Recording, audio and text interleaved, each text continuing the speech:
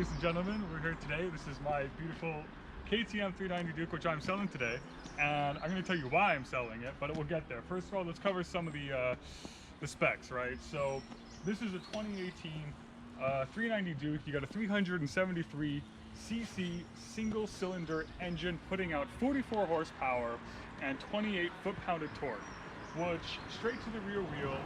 You got a couple of different rider modes. You got Supermoto mode, which deactivates the rear ABS, allowing you to kind of, power slide a little bit and have a good time with that. Then you can turn everything off, which I would definitely say is a bit dangerous if you're just beginner, which I guess for me was about 2 months ago. So you can see how long this bike actually lasted for me.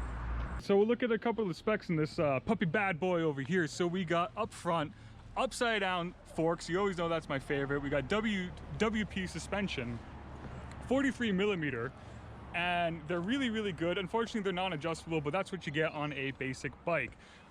Saying that, you also have a single disc 320 millimeter rotor done by Bybri, which is a subsidiary of Brembo, so you know that these guys are pretty good. On that, you have your little speed sensor there. That's for your front ABS, which is always good for stopping when you don't know what's going on. Looking at this bike, I gotta talk about some of my favorite things. Step one, the single cylinder engine provides a lot of torque, and when you just started riding, it takes about, I want to say 2 or 3 weeks until you're brave enough to go full throttle on this thing. And then you start getting the chance to play with it. You got your clutchless upshifts, you got your downshifting. You can practice all of that, which is very nice. One of my favorite things about this bike is definitely the rear swing arm. You have this really nice kind of a waffle shape in there, and you can see this is one of the problems you get when you use gear oil as your lubricant for the chain. Saying that, we can come forward and we can look at the dashboard. One of the best things about this bike, in its category of beginner bikes, you get this amazing TFT dash. The whole thing flashes up when it's time to change gear. You have all the information you could possibly want. You can connect to your Bluetooth and control your music. How amazing is that on a bike these days? It's unbelievable.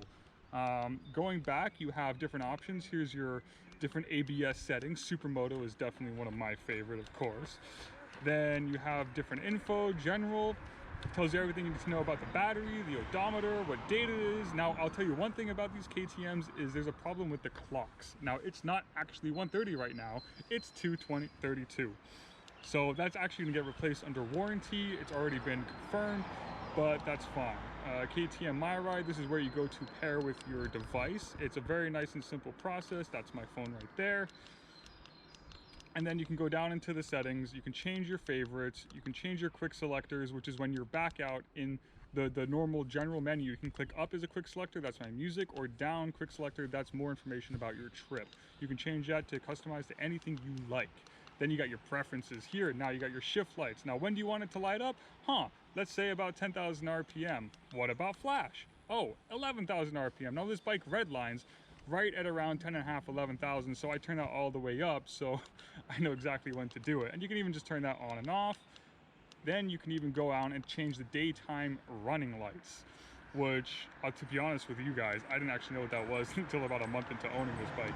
You can change all the units from Imperial system, which is kind of useless if you ask me, but we won't go into that right now, to the metric system.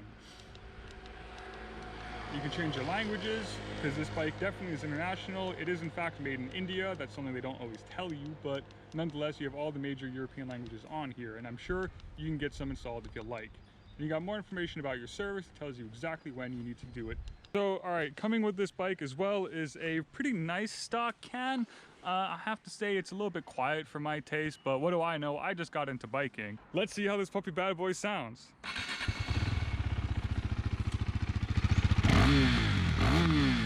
Oh, a couple nice little crackle and popples there. All right, now let's switch this off. Now I'll pass you back to my good friend Garrigo. I'm gonna tell you a couple things I don't. Fucking scooters, they're the bane of my existence. I'll tell you a couple things I don't like about the bike. So, I'm a 6-foot guy. I weigh about 75 kilos, and it feels like a scooter. My hands are way down here, and the way I'm positioned on it just kind of genuinely feels like a small bike. But what do I expect? I'm a new rider. I don't want to get on something that's 600cc plus because I don't know what I'm doing. And if you don't know what you're doing, then you got to start small. You got to start somewhere that you can grow from. Now, that's one of the things I don't like about the bike is it's been 2 months and I'm done with it. I can't take it on the highway because as soon as you start trying to keep up with traffic at 70 miles an hour, you're redlining the poor sucker. You know, you're trying to go 10, 20, 30 minutes on this to get out of town, get to some nice twisting, winding country roads, and you just can't. You're gonna, oh, look at that. That's a Ural. See, guys, this is one of my favorite things about coming to Regent's Park. You know, I went to university over here. The different, why is there a fire alarm going on? Don't worry about that. We're over here and we're safe. So, definitely one of my favorite parts about Regent's Park is the different cars coming around, the different motorcycles. Anyhow, coming back to things I don't like about this poor bike, also the comfort. This seat it's pretty hard when you're riding on it for more than, I want to say 2 or 3 hours. It starts to get a bit of a pain in the ass, if I have to say. Saying that, the rest of the ergonomics are okay. It's very comfortable. You know, it's easy on your back. The foot position is pretty good. You can access all the brakes. The gear shifts are all very nice. How much it costs to run this bike? I bought it for 3,300 pounds. That's 3,300 pounds. Shipped to my door from a nice little, from AMS Motorcycles out in Oxford. And they were nice enough to make sure everything was okay. I had 1 or 2 little problems, like the oil filter seal wasn't seated right, so that became an issue. I got them to pay for that. But anyway, so to my door, all inclusive, everything was about $34.50. Then I had to go off. I had to get my insurance. Now I'm lucky enough because I have an international license, so I don't have to deal with the UK insurance companies. I also have international insurance. Why am I saying this? I don't know because it's not important. Anyway, now the insurance for this bike, I pay roughly 80 pounds a month. Now, I'm a new rider. It might be different for you. It might be a lot. It might be a little. For me, it's affordable and it's okay.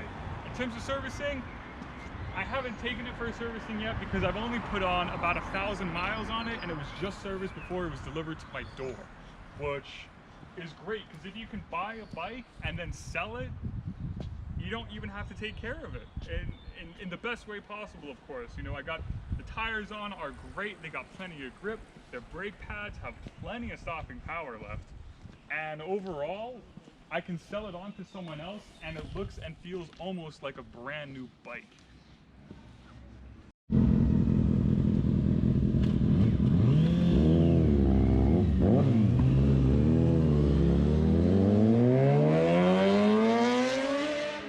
That's one of my absolute favorite things about getting into motorcycling is the fact that we didn't know those guys. They just stopped here to say hi. I mean, definitely my favorite thing. You know, in London, everyone just fucking ignores each other. Here in New York are the 2 cities that you can walk this close to someone and they pretend you don't even exist.